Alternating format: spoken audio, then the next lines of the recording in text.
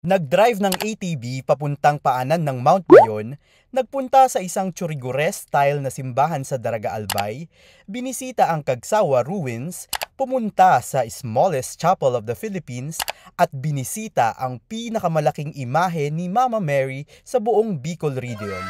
Ito ang mga na-experience namin sa aming trip sa Albay, Bicol region. Ang aming sinakyan papuntang Bicol region ay eroplano. Cebu Pacific ang aming airlines at almost 1 hour lang ang biyahe from Manila to Bicol International Airport.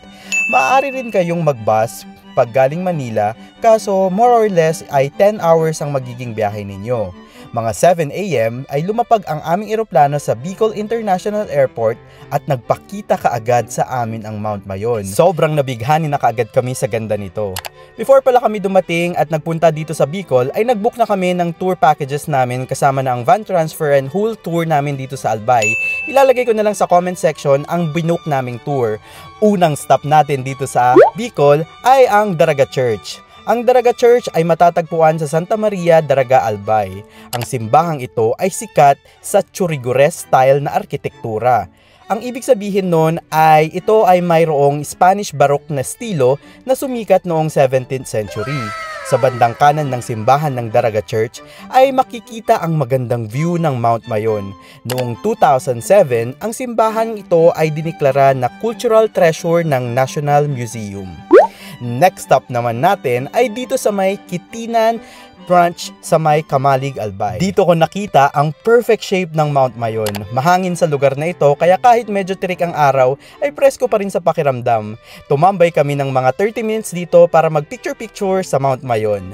Next stop naman natin ay ang pinaka-highlight ng trip na ito. Ito ang ATV experience going to Mount Mayon. Sikat na sikat ang activity na ito sa Albay. Tipong kapag hindi mo na-try ito ay parang di kumpleto ang Albay trip ninyo. First part ng tour ay i-explain sa inyo ang iba't ibang level ng trail. May pang beginner, intermediate at difficult trail.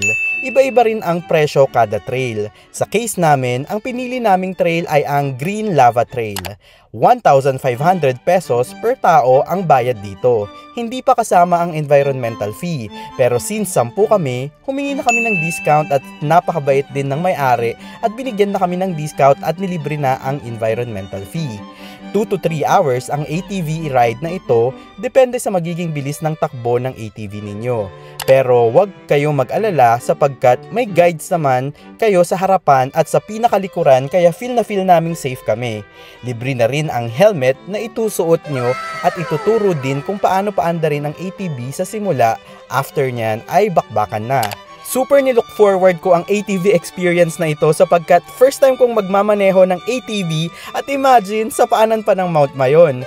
Mga 1 PM kami nag-start ng ATV kaya't grabe talaga yung tirik ng araw. So tip ko sa inyo, mag-sunblock kayo at wag niyo akong gayahin na di nakapagdala ng takip sa mga braso at face mask. Pero in-enjoy ko na lang yung moment.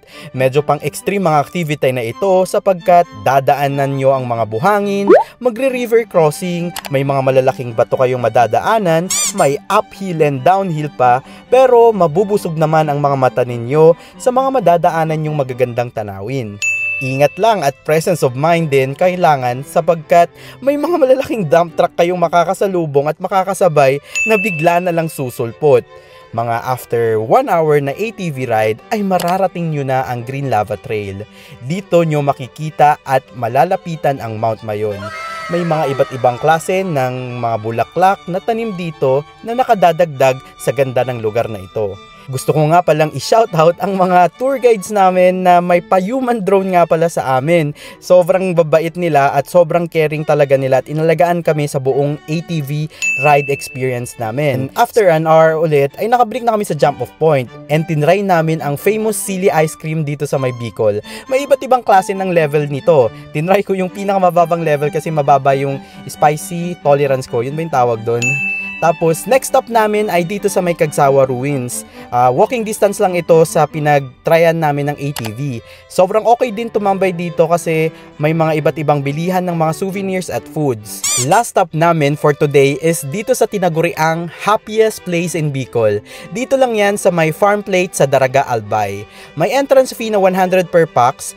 dito na rin kami nag-decide na kumain ng dinner dahil may mga iba't ibang restaurant din dito at maganda yung place na ito para sa family, magbabarkada at pwede din sa mga nagde-date.